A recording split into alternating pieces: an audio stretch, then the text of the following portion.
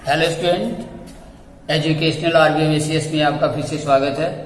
हम ईश्वर से हमेशा प्रार्थना करते हैं कि आप लोग सफलता प्राप्त करें, आपकी मनोकामना पूर्ण हो, और इसके लिए हम लगातार प्रयासरत हैं। यहाँ पर जो भी वीडियो आप लोगों के लिए प्रोवाइड किए जा रहे हैं, हम आशा करते हैं कि वे सभी आप लोगों के लिए वरदान साबित होंगे और उससे आप लोगों को कामयाबी प्राप्त होगी। और इसलिए यदि ये सभी वीडियो आप लोगों को पसंद आते हैं तो आप सभी लोग इसे अपने भाइयों, बहनों और साथ ही अपने दोस्तों में भी शेयर कीजिए, ताकि अधिक से अधिक लोग इस वीडियो का लाभ प्राप्त कर सके। और साथ ही इसे शेयर करने के साथ साथ आप लोग इसे लाइक भी कीजिए, सब्सक्राइब भी कीजिए, ताकि हमारे द्वारा बनाए गए जो वीडियो है इसका नोटिफिकेशन सबसे पहले आप लोगों को प्राप्त हो सके। तो अब हम लोग समय को ध्यान में रखते हुए आगे पुनः अपने विषय पर चर्चा करते हैं। क्वेश्चन नंबर 2 है। क्वेश्चन नंबर 2 में दिया गया है कि क्रमशः 6, 8 और 10 सेंटीमीटर त्रिज्याओं वाले धातु के 3 ठोस गोलों को पिघलाकर एक बड़ा ठोस गोला बनाया जाता है।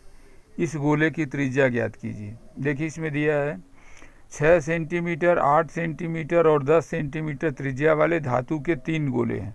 ठीक है, 6, 8 और 10 सेंटीमीटर त्रिज्या वाले धातु के 3 ठोस गोलों को पिघलाकर एक बड़ा ठोस गोला बनाया जाता है। मतलब 3 छोटे छोटे गोले हैं, ठीक है, जिसकी त्रिज्या 8, 6 और 10 है। किसी का 8 है, किसी का 6 है, किसी का 10 है, तीनों का अलग अलग है। और तीनों को पिघलाने के बाद एक बड़ा गोला बनाया जाता है। तो कह रहा है इस बड़े गोले की हमें त्रिज्या ज्ञात करनी है। ठीक है, तो चलिए देखिए इसका सलूशन हम लोग आगे देखते हैं। देखिए, क्लास 10 का एक्सरसाइज 13.3 का क्वेश्चन नंबर 2 है। इसमें दिया है कि क्रमशः 6 सेंटीमीटर, 8 सेंटीमीटर और 10 सेंटीमीटर त्रिज्याओं वाले धातु के 3 गोलों को पिघलाकर एक बड़ा गोला बनाया जाता है। तो इस गोले की त्रिज्या हमें ज्ञात करना है। ठीक है, धातु के 3 गोले हैं। एक की त्रिज्या है 6, दूसरे की है 8 और तीसरे की है 10। 6, 8 और 10।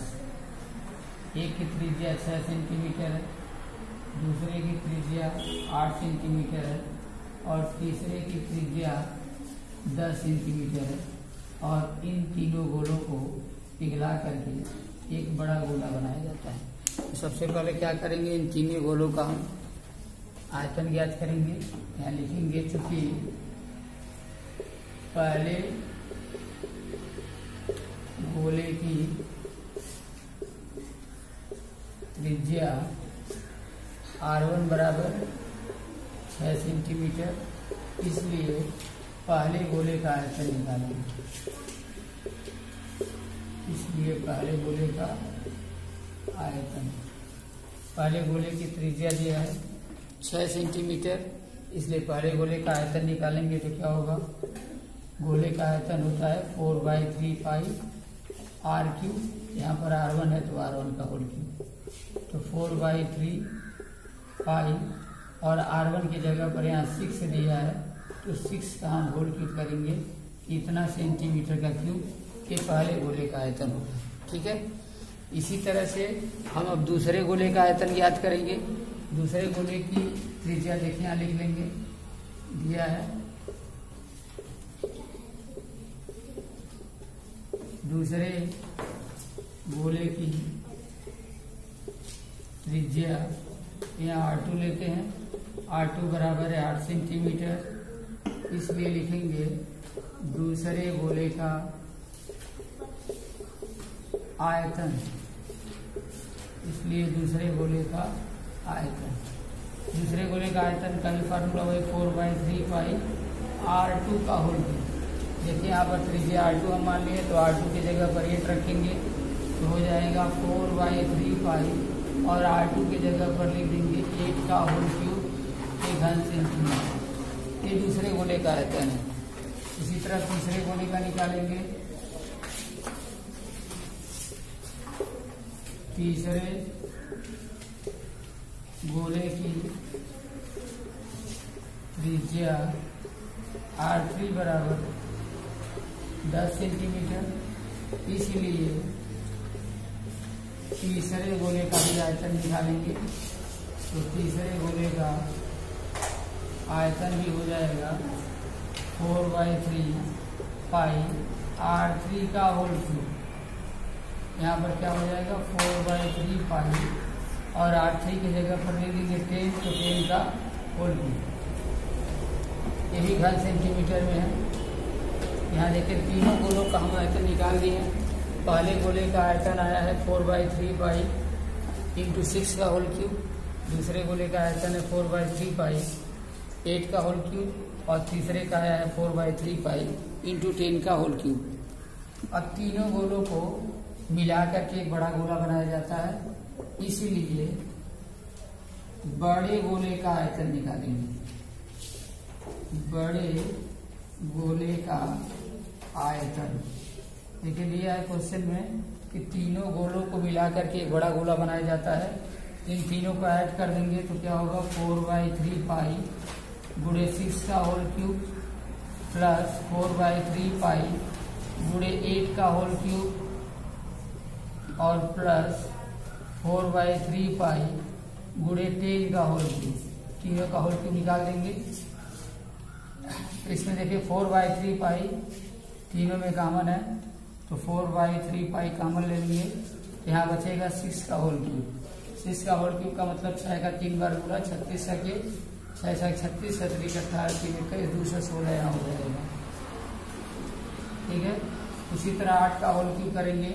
8/64 में 8 का गुणा करेंगे 8 से 32 8 से 48 3 51 हो गया 512 और तीसरा 10 का होल क्यूब करेंगे तो 1000।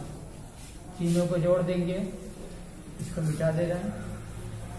तीनों को जोड़ेंगे तो कितना होगा बराबर हो जाएगा 4/3 पाई 216 512 और इसको जोड़ेंगे तो 10 5 15 2 17 1712 और 16 हो गया हमारा 28 1728।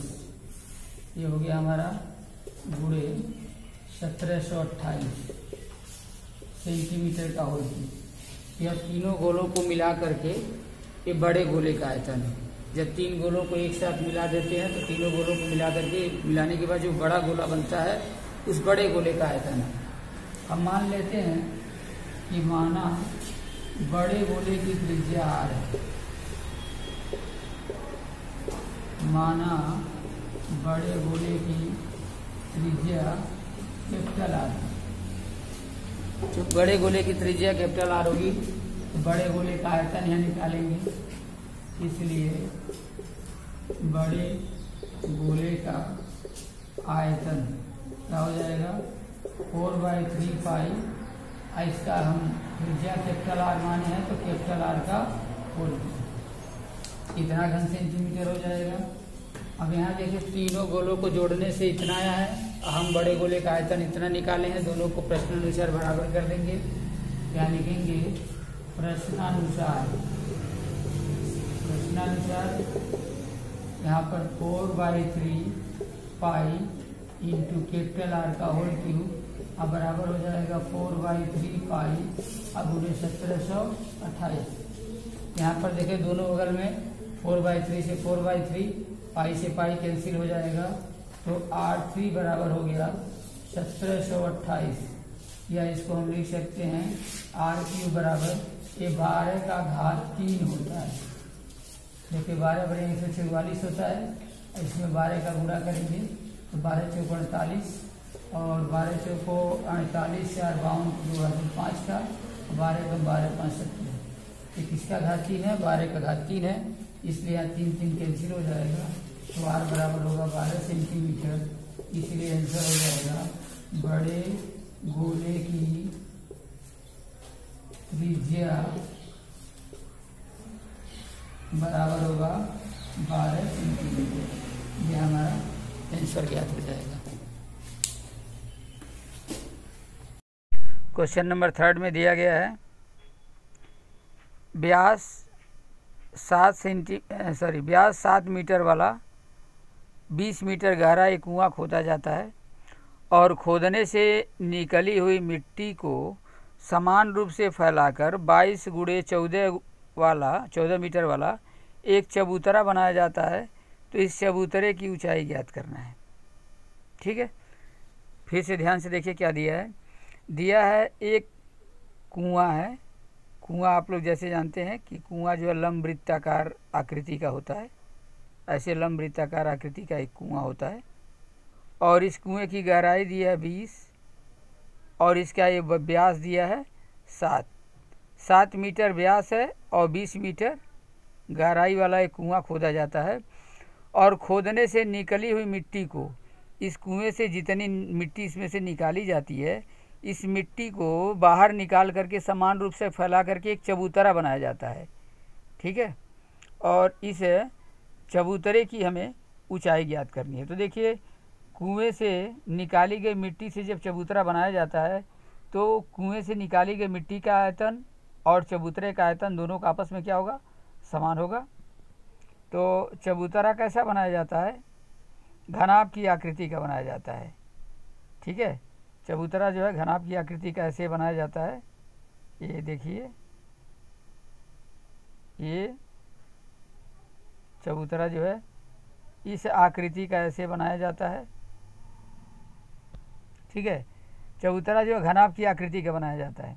ठीक, तो कह रहा है कि इसकी लंबाई और चौड़ाई दी गई है, यानी लंबाई इसकी 22 है और चौड़ाई इसका अगर मान लीजिए 14 है। तो इसकी ऊंचाई हमें ज्ञात करना है, इसकी ऊंचाई कितनी है, तो यह हमें ज्ञात करना है। तो इसका सलूशन हम लोग आगे देखते हैं। देखिए, क्वेश्चन नंबर 3 है, इसमें दिया है 7 मीटर व्यास वाला, ये 7 मीटर व्यास वाला एक 20 मीटर गहरा कुआं है। इस कुएं को खोदकर इसकी मिट्टी को उसके बाहर फैला दिया जाता है और फैला करके एक चबूतरा बनाया जाता है। चबूतरे की लंबाई दी गई है 22 मीटर और चौड़ाई दी गई है 24 मीटर। तो इसको कितना ऊंचा जो चबूतरा बनाया जा सकता है, ये हमें ज्ञात करना है। तो सबसे पहले यह ध्यान देना है कि जब कुएं से मिट्टी को निकाला जाता है तो जितना मिट्टी हम कुएं का निकालेंगे उतने ही मिट्टी से चबूतरे का निर्माण करना है, चबूतरे को बनाना है। तो सबसे पहले हम कुएं से निकाली गई मिट्टी का आयतन ज्ञात करते हैं। यहाँ लिखेंगे कुएं का व्यास, कुएं का व्यास दिया है 7 मीटर, ये कुएं का व्यास दिया है। तो कुएं की त्रिज्या निकालेंगे। कुएं की त्रिज्या r बराबर 7/2 मीटर, व्यास की आधी त्रिज्या हो जाएगी। अब कुएं की गहराई, कुएं की गहराई h बराबर, या कैपिटल H इसको मान लेते हैं, h बराबर दिया 20 मीटर। कुएं की त्रिज्या हमको मालूम है, ऊंचाई मालूम है, तो इसे निकाली गई मिट्टी का आयतन निकाल देते हैं। इसलिए निकाली गई मिट्टी का आयतन, मिट्टी का आयतन, तो कुएं से निकाली गई मिट्टी का आयतन कुएं के आयतन के बराबर होगा। क्योंकि कुआं कैसा है, लंबवृत्तीय बेलन के आकार का है, तो लंबवृत्तीय बेलन का आयतन होता है πr²h। यहाँ पर पाई का मान यहाँ पर रखेंगे तो 22/7 गुणे r²। r² का मान यहाँ किसी क्या दिया 7/2, तो 7/2 गुणे 7/2 और गुणे h का मान यहाँ पर 20 दिया है। इतना घन मीटर, यहाँ 7 से 7 कैंसिल हो जाएगा, 2 दूनी 4, 4 5 20। यहाँ कितना हो गया 22 5 करेंगे तो 110 और गुणे 7, इतना घन मीटर हो गया। एक कुएं से निकाली गई मिट्टी का आयतन है। और देखिए, उस मिट्टी को नीचे फैला करके चबूतरा बनाया जाता है। चबूतरे की लंबाई दी गई है 22 मीटर, चौड़ाई दी गई है 14 मीटर। उसकी ऊंचाई हमें ज्ञात करना है। तो मान लेते हैं कि माना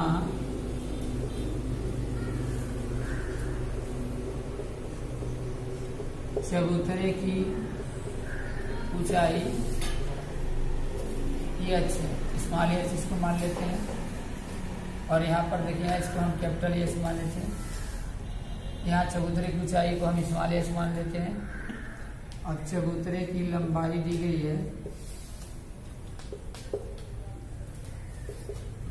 ये लंबाई यल बराबर 22 मीटर और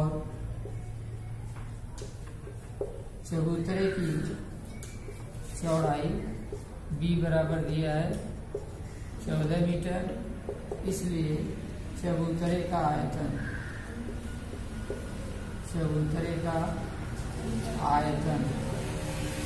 कितना होगा? एक घनाभ आकृति का है, घनाभ का आयतन होता है यल बी एच।